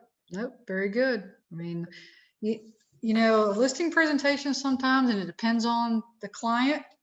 Some people are quick. You get it done in about an hour and they're good because they want to sell anyway. They've already made a connection with you. Others want to sit there and dive into every single piece of paper. And it becomes a 2-hour listing appointment, but you put that time in to get back. So that's quite all right. And like you said, Marissa, you sit down and you go over every piece of paper with them and you wait for the questions, and that's adding that value and that caring touch. All right. Handling seller objections, we kind of went over that. Flip this over. All right. So how to overcome objections. All right. Do you guys have an Elements script book? Do you guys have that? You do have one? Yes, it's in the back. Okay. So this how to overcome objections is in page 11 to 13. If you guys want to jot that down so you'll have it. Because it'll give you some of the examples. So I'm going to ask someone to give me an example of something they faced, or if you see one in that book and you go, hey, here's an example, give it to me. I have an example written down, but I'd rather hear from you guys.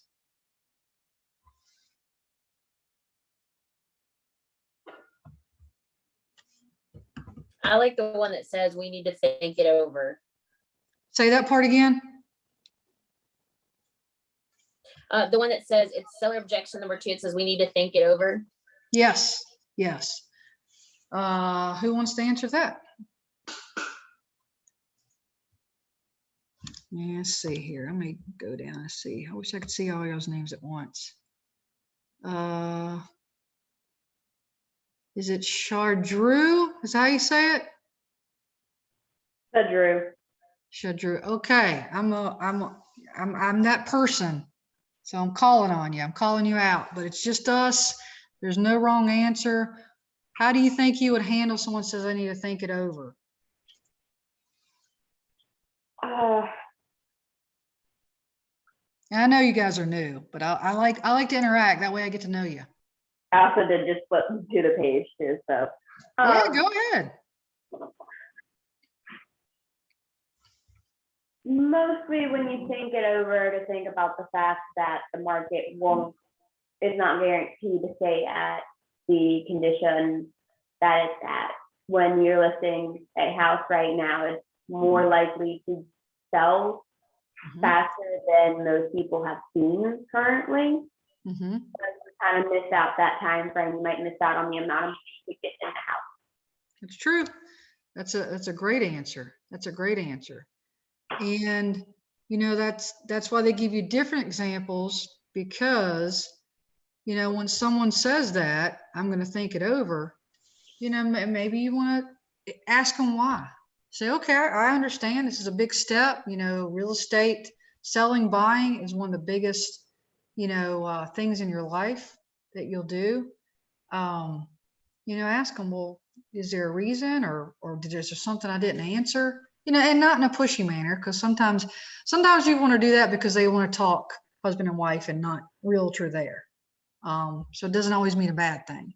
So that's a very good answer. That added value. Hey, I don't know what it's going to be in the future. If you wait, this could happen. And, why would you want to wait? Just, let them talk. So good, very good answer. Handling objectives.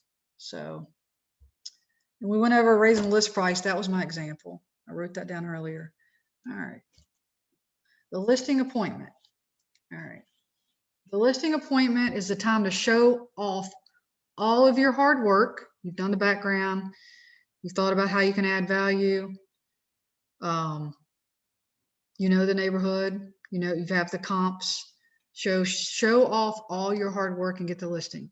You'll preview the home, present the listing presentation, and ask for the listing.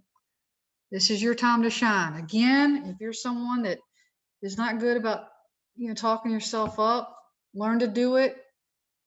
At least put it on the paperwork so you'll have it, and then you can read it to them so you can sell yourself, sell the company, sell yourself. Let's see. All right. So I kind of call the listing appointment like a job interview. Okay. Because it is. Because even if you're just the only agent that you know of going, it doesn't mean you're guaranteed. So you still gotta show yourself off. So just like a job interview, you're dressed nice, you're confident, you get there a few minutes early, you're ready to go. You're ready to answer any of their questions or objections or anything they have a question about. You have your resume ready. So it's like a job interview. So same with listing, dress nice, get there early. You have your paperwork ready. You've looked it over. You're ready for the answers and any obstacles they can give you. So I kind of think of it the same way. And I'll tell you, even if sometimes with friends or people like, hey, come over and we might list our house. Come over and look at it. Still, I know it's more relaxed, but still give them that same experience. Now it might be, like I said, a little more casual, and your jokes might be a little different than you would with someone you just met or went to their house, but still give them the same care. Because if your friends like you and they're like, hey, she does do well in business, they're going to refer you as well. All right, let's get to home walkthrough. All right. When you arrive to the potential seller's home, it's important to establish yourself as a knowledgeable professional right away. Greet your potential clients, thank them for the opportunity, and ask them if you can leave your things in the kitchen while you conduct the home walkthrough. Okay. Why do you think leaving, your stuff, the materials, whatever, in the kitchen while you do a walkthrough?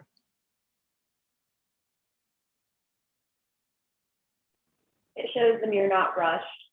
Mm-hmm. Right. And where do most people gather when they come over to visit or come to your house or you have a gathering? Everybody gathers in the kitchen. So that's like their heart of their house. So, it's a great space. Sometimes there's a little table. I've sat in many kitchens. People make me coffee. We sit, and like I said, your presentation always isn't quick. You want to go there, you want to talk to them, you want to do the walkthrough, you want to ask them what they love about the house, things like that. If you sit in the living room, it becomes a little more relaxed sometimes and people can get off character. Now, not every house has a dedicated, kitchen table. So you still got the dining room if you need to go there.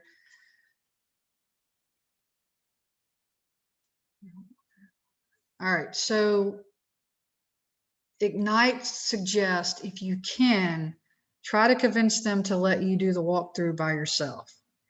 And you can tell them, hey, I'm just going to go through, take a few notes, take some pictures. Now, like I said, homeowners are very proud of their home, okay? And they might want to follow you and tell you, hey, we put this in last year, and, this is this and all that. Well, tell them, when you sit back down, you're going to go through how old's the furnace, how old's the roof, what work and update have you done? But, tell them I use this. I say, I want to look at your house like I'm a buyer and this is the first time in your house. I want to look at it with you not telling me a thing, and explain to them, because that's what a buyer is going to do. They're going to come in there and, look at it with new eyes. So that's what I tell them. I say, let me look at it first and think like a buyer. that helps sometimes to be able to do it by themselves, or at least less amount of questions till you're done and ready to sit down. Let's see. Make sure I didn't miss anything. Can I interrupt, Michelle? Yeah. This will not work for everybody, but I have a different strategy. Mm-hmm. And when I've entered a house for the very first time at a listing appointment, I actually ask the homeowners to come out on the front porch with me.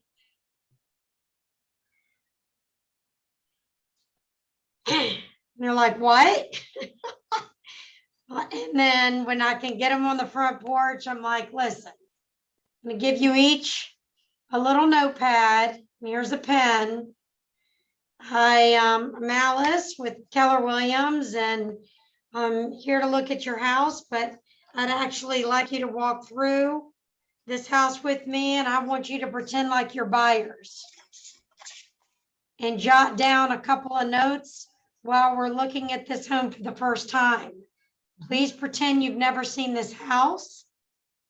And I try to get them to walk through that house with me, as we're all buyers and I'm their buyer's rep on their own home. And they are writing notes the whole time.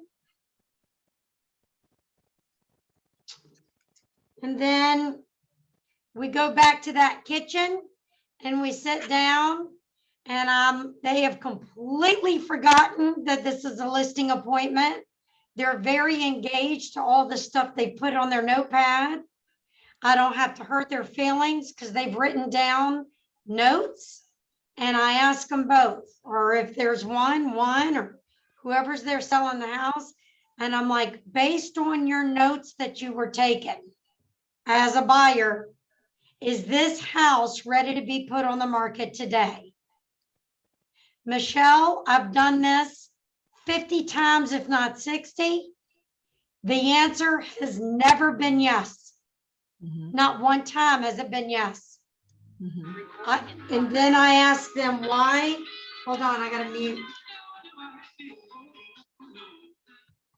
I asked them why, and they said, well, there's a few things we would need to do because I don't want a buyer to see this. I don't want a buyer to see this, because I have made them look at their home in the eyes of a buyer. Mm-hmm. And boy, is it helpful for me as the agent to let them tell me what they need to do on their own house to get it ready. Mm-hmm. But I've also built the confidence in our conversation without hurting their feelings of what needs to be done. And for some reason, it gives me and them some kind of bond already. Mm-hmm. And they're not even talking about other agents listing their house. They're already working with me at that point. Mm-hmm. So it's just another avenue to win the listing the minute you get there. Mm-hmm. Yeah. Yeah. And like I said, it won't work for everybody. So you can. No, you it can doesn't, but you it can kind worked of for me. tell. Mm-hmm. Right. Yeah.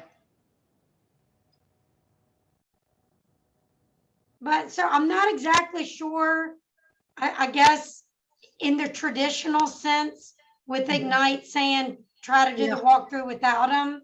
Yeah.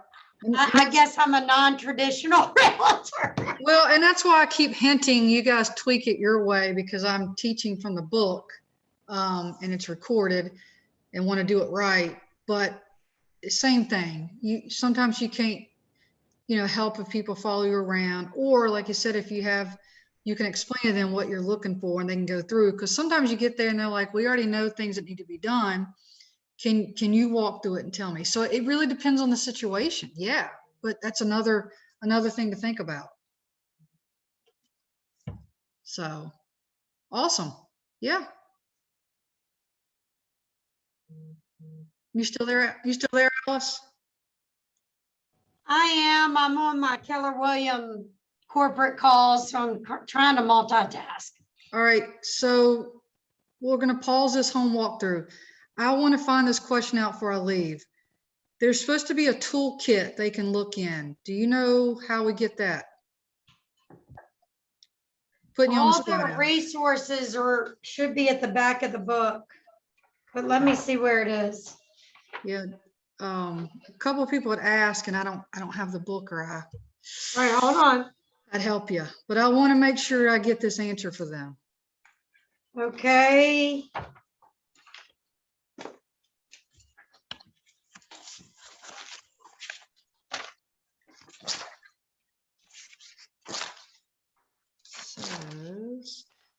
So like it says, you can look over the pre-listing packet in toolkit page 6, but I don't have a toolkit myself.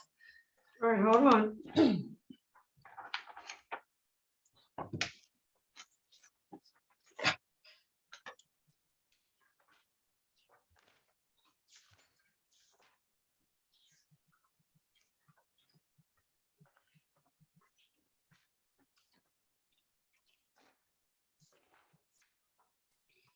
Lord have mercy. Where is the toolkit?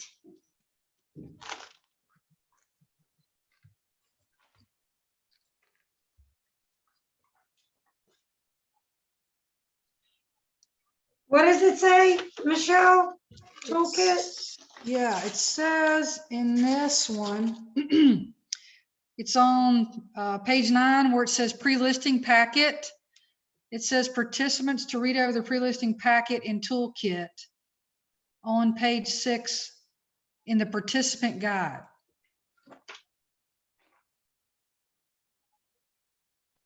I have in the back of their manual, a pre-listing questionnaire, a preview of home,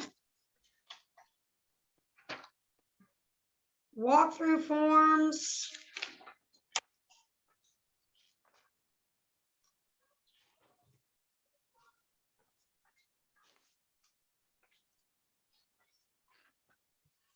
Tell them I'm gonna have to get back to them. I don't know. All right, I just wanted to make sure I planted that seed so we could get that answer. I appreciate it, Alice. George, you got that? We're gonna further for you and whoever else. I want you guys to have things. All right, I'm gonna keep striving through so you guys can go eat lunch or whatever. Oh, I know what you're gonna do. You're gonna go call your leads and work your database. Yes. All right. By the way, you guys will learn I'm sarcastic. So after the walkthrough, do the walkthrough. Take a moment to look it over. At the final point of the listing appointment, so after you've sold your house, you've added so much value, you guys have talked about some things they need to do. They are now like loving everything that you've done, and you've really sat there with them. Came from contribution.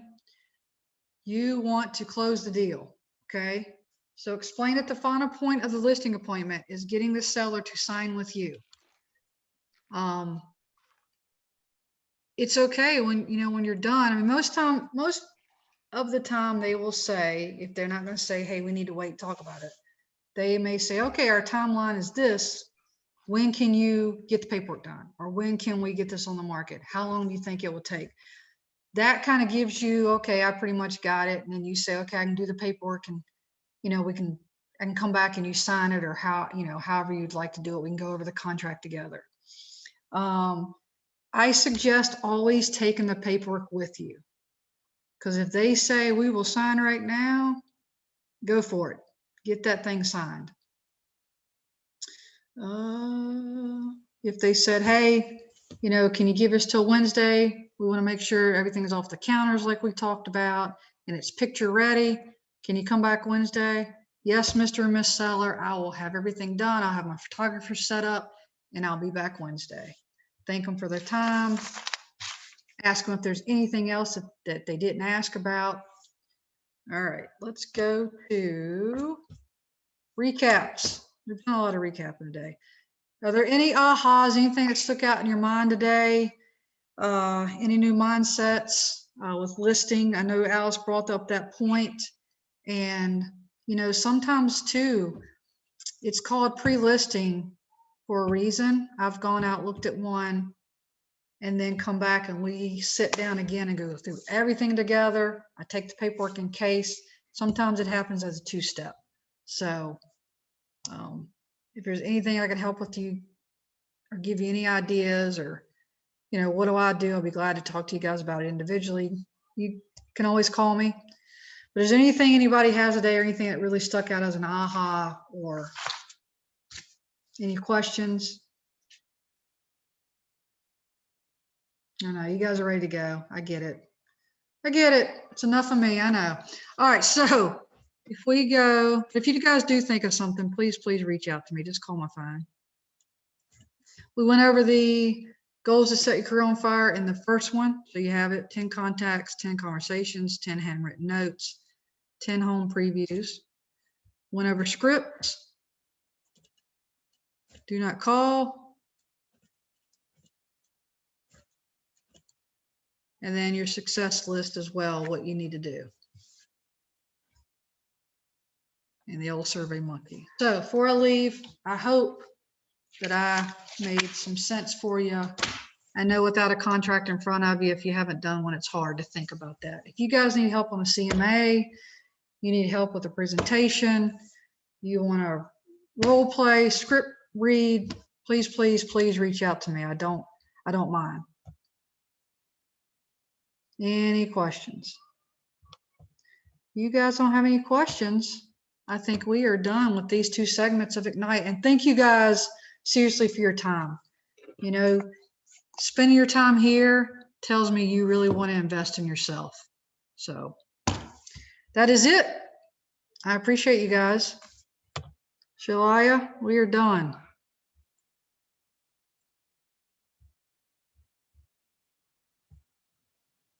All right, how do I get out of this here? Here we go. There we go. Perfect.